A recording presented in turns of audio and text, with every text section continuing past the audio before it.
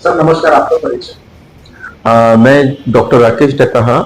मैं first स्माइलिस्ट of central India और एक स्माइलिस्ट डेंटिस्ट और स्माइलिस्ट मास्टर ट्रेनर हूँ। सर आपसे आज हम जानना चाहेंगे कि स्माइल डिजाइनिंग क्या होती है, डेंटिस्ट इसको किस तरीके से फॉलो करता है और उसके क्या प्रकार होते तो स्माइल डिजाइन को समझने से पहले इम्पोर्टेंट है कि हमने अपना स्माइल समझना चाहिए।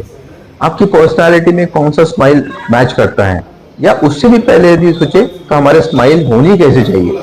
जब हम स्माइल करते हैं तो हमारे सारे मसल्स ऊपर उठते हैं, दांत दिखते हैं और एक प्लेजेंट बोलेंगे कि गेस्चर बनता है, राइट। तो ये जो प्रेजेंट गेस्चर होता है, ये हमारे सारे फेस की जो मसल्स होती है वो उठा के लेके आती है। लेकिन हमारी स्माइल में भी एक ग्रहण लग जाए कि कोई मसल उठ रही है और कोई नहीं उठ रही है, तो हमने अपनी स्माइल को करेक्ट करने की या डिजाइन करने की बात सोचनी चाहिए। तो इसमें सबसे इंपॉर्टेंट रोल प्ले करता है हमारा नीचे का जॉ। यदि मैं हमेशा बोलता हूं कि हमारा जो नीचे का जॉ है, ये हमारे स्माइल में इंपॉर्टेंट रोल इसलिए प्ले करता है क्योंकि यदि जॉ किसी भी कारण से एक साइड चला जाए तो हमारे एक साइड की मसल्स स्पाज्म में जाती है, एक साइड की पुल में जाती है, और इसकी वजह से हमारा जो स्माइल है वो इम्बैलेंस हो जाता है। और अधिकतर लोग बोलते हैं कि मेरे दांत बाहर आने लग गए हैं क्योंकि जबान अंदर से धक्का मार रही है। किसी का आधा होंठ ऊपर दिखता है, आधा दांत दिखते नहीं है, होंठ में इम्बैलेंस होता है, नाक टेढ़ा हो जाता है घूम के इस तरह से, या आंखें बड़ी छोटी होने दिखना स्टार्ट हो जाती है।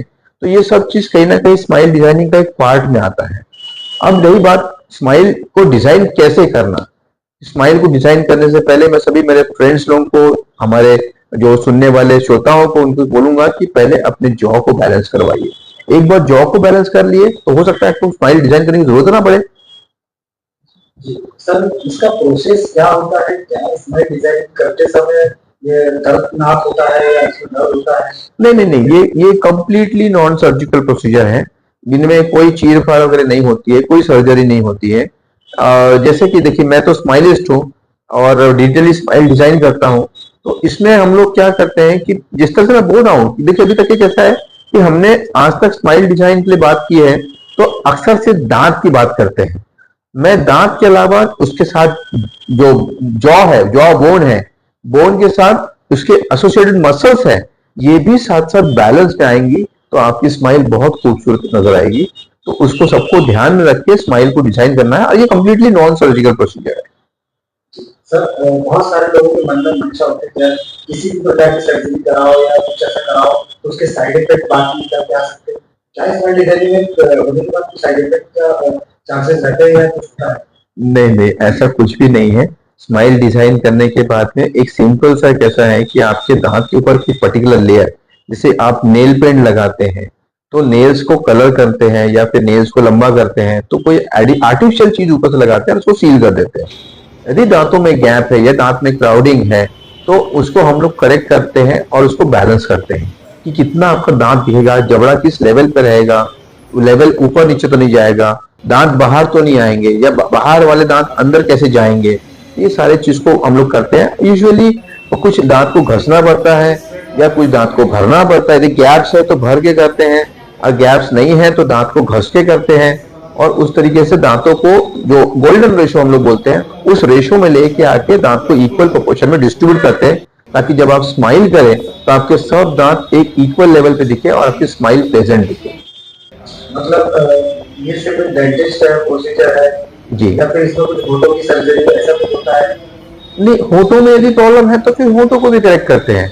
अधिकतर मेरे जो पेशेंट्स होते हैं, कुछ लोग बोलते हैं कि सर हमारे मसूड़े भी नीचे बहुत ज्यादा दांत को ढक के रखते हैं, जिसको हम लोग यूजुअली गमी स्माइल बोलते हैं।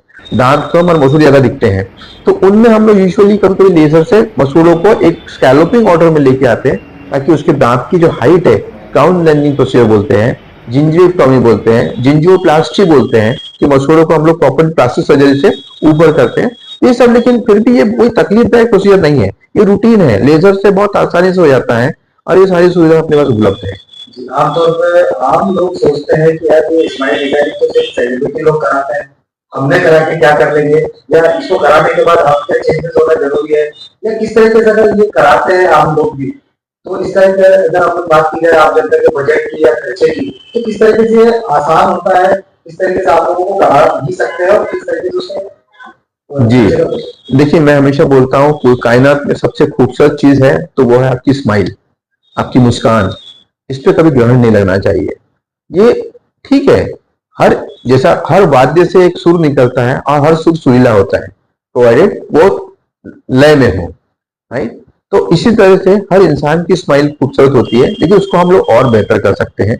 और वो बेहतर करने के लिए जैसे आप बोल रहे हैं कि दर्दनाक तो ये बिल्कुल नहीं है, बिल्कुल भी नहीं है, एब्सोल्युटली पेनलेस, राइट। मैं पिछले 28 साल से प्रैक्टिस कर रहा हूं, लेकिन मैंने अभी तक अपने पेशेंट्स को कभी दर्द नहीं दिया। रही बात एक्सपेंसेस की, एक्सपेंसेस भी बहुत ज्यादा नहीं है। मतलब मैं तो बोलता हूँ कि लोगों को कि भाई सोने का रेट बहुत बढ़ रहा है, वो 1 तोला सोना ना देते हुए अपने स्माइल को इम्प्रूव कर लीजिए, तो आपके जो व्यवहार में बहुत बदलाव आ जाएगा। आपका सोने की अंगूठी कोई शायद देखा ना देखे, लेकिन आपकी स्माइल जरूर देखेंगे। बात की जाए डॉक्टर राकेश डाका क्लिनिक की, तो किस तरह के अपने क्लिनिक में सुविधाएं उपलब्ध है स्माइल डिजाइन को लेकर, डेंटिस्ट या किसी प्रॉब्लम को लेकर किस तरह की सुविधाएं नई टेक्नोलॉजी के साथ? जी, जैसे कि मैंने आपको बताया कि मैं सेंट्रल इंडिया का पहला स्माइलिस्ट मास्टर हूँ। मेरा मास्टर कोर्स हंगरी से हुआ है। तो मैं चाहता था कि हमारे नागपुर में, खास करके नागपुर में जो सेंट्रल इंडिया है, यहाँ पे यूके यूएस में जो सुविधाएं उपलब्ध होती है, आज जो अरबोपति लोग हैं नागपुर के, वो नागपुर में शायद ट्रीटमेंट नहीं करवाते हैं। या हमारा आम आदमी जो है वो उसको वो सुविधाएं नहीं मिल पाती है। तो ये सेंटर मैंने इसी उद्देश्य से शुरू किया है कि हर इंसान, आम हो या खास, जो मुस्कान है उस पर सभी का हक है, जो स्माइल है उस पर सभी का हक है। ये सभी चीज इन सबको मिलनी चाहिए। उसीलिए ये यूरोपियन पैटर्न पे या यूरोप के स्टैंडर्ड के हिसाब से मैंने यहाँ पे ये दवाखाना, जिस डॉक्टर डकास राशि डेंटल क्लिनिक यहाँ खोला है सदर गांधी चौक से। अभी मैं मेन मार्केट में आया हूँ, मतलब सदर मेन रोड पे, गुमान बिल्डिंग 3rd फ्लोर। और यहाँ पे आपको जो सुविधाएं वर्ल्ड में मिलेगी वो सारी सुविधाएं यहाँ उपलब्ध है। आपको लेजर से लेके स्कैन बोलेंगे, मतलब पहले हम लोग इंप्रेशन लेते थे। अब डेंटिस्ट्री को आप देखिए, डेंटिस्ट्री कितने समय से कहां से चलते हुए आई है। पहले दांत निकालने वाले डॉक्टर बोलते थे, फिर कौथी लगाने वाला डॉक्टर बोलते थे, कोई दांत सफाई करने वाला डॉक्टर बोलते थे। अब लोग उन डॉक्टर को स्माइलिस्ट डॉक्टर भी बोलते हैं। और मुझे गर्व है कि मैं सेंट्रल इंडिया का पहला स्माइलिस्ट मास्टर हूँ। सब बात की जाए तो गंभीर सवाल की कुछ एक्सीडेंटल केसेस होते हैं जिनका एक्सीडेंट होने के बाद चेहरा हिला जाता है, दांत निकल जाते हैं, जबड़ा हिल जाता है, तो ये चेहरा पहले जैसा पर्टिकुलर नहीं रहता। तो इसमें स्माइल डिजाइनर का आपका क्या रोल है? बहुत क्या केसेस आपने इतने सालों से आप देखते हैं? नहीं, बहुत इंपॉर्टेंट रोल है। और मैं बता रहा हूँ 28 साल में मैंने कम से कम 150 से 200 केसेस ऐसे सॉल्व किए होंगे, जिन्होंने उनमें अक्सर होते हैं बच्चे आते हैं, वो दांत गिर गया, दांत टूट गया, तो बच्चे लोग इंट्रोवर्ट हो जाते हैं। उनके दांत टूटने की वजह से उनको जो मानसिक क्षति होती है वो बहुत ज्यादा होती है कि बाकी बच्चे उनके ऊपर हंसेंगे और कैसा बोलेंगे, क्या करेंगे। तो वो धीरे धीरे हंसना बोलना धीरे धीरे कम कर जाते हैं और इंट्रोवर्ट हो जाते हैं। तो ऐसे बच्चों के लिए ये स्माइल डिजाइनिंग एकदम संजीवनी बूटी काम करती है। मतलब उसको जैसा स्माइल आपने बना के दिए। अधिक मेरे पास में एक बच्चा आया था, आई थिंक कार्टो रोड में कहीं एक्सीडेंट हो गया, गिर गया और उसका दांत गिर गया। तो उसके फादर उसको लेके आए और उन्होंने मुझे बोला था इसका दांत गिर गया। बोला दांत कहाँ है? वैसे हमने ढूंढा ही। मतलब आप देखिए यदि मिलता है तो बहुत अच्छी बात है। तो उन्होंने ढूंढ के उस दांत को लेके आया। मैंने दूसरे दिन उसी दांत को साफ करके इम्प्लांट में मतलब वापस डाल दिया, तो वो दांत उसके शरीर का हिस्सा बन गया वापस से। तो उसका ओरिजिनल दांत, ना कि इम्प्लांट, उसका ओरिजिनल दांत को री इम्प्लांट करना, ये भी स्माइल डिजाइनिंग का एक पार्ट हो जाता है। और ऐसे टूटे हुए दांत, गिरे हुए दांत, पीले दांत, दांतों में स्टेन्स आ जाते हैं या जो लोग फ्लोराइड के स्टेन्स, अधिकतर हमारे जो परिजन हैं जो एमपी यूपी से आते हैं, या स्टील जहां पे ज्यादा बनता है, आयरन ज्यादा होता है, वहां पे दांतों के ऊपर में लेयर जम जाती है, दांत पीले या रेडिश पीले दिखते हैं उनके दांत। तो ऐसे लोगों के लिए स्माइल डिजाइन एक संजीवनी बूटी से कम नहीं है। लास्ट में आपसे पूछना चाहेंगे कि स्माइल डिजाइनिंग को लेकर क्या एक आम लोगों के लिए आप कुछ और आपको देना चाहेंगे, क्या कुछ कहना चाहेंगे? देखिए, आप सभी की स्माइल बहुत सुंदर है, लेकिन इसको और सुंदर और सटीक बनाना है आपको। लेकिन मैं हमेशा बोलता हूँ, क्योंकि मैं स्माइलिस्ट डेंटिस्ट, आपने अपने समय में गाड़ी की व्हील अलाइनमेंट बैलेंसिंग सुनी होगी। ये कब की जाती थी? जब गाड़ी को आपको मैक्सिमम स्पीड भगाना है और उससे परफॉर्मेंस लेने का है।